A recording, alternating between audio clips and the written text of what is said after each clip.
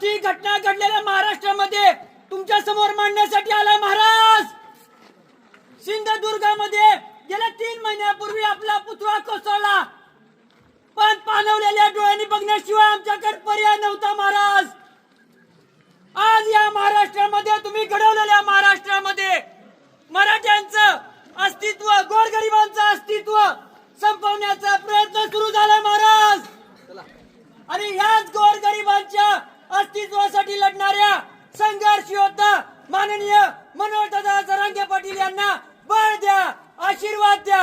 जय भवानी, जय शिवाजी, एक मराठा लाख मराठा, छत्रपती शिवाजी महाराज की जय, धर्मवीर छत्रपती संभाजी महाराज की जय।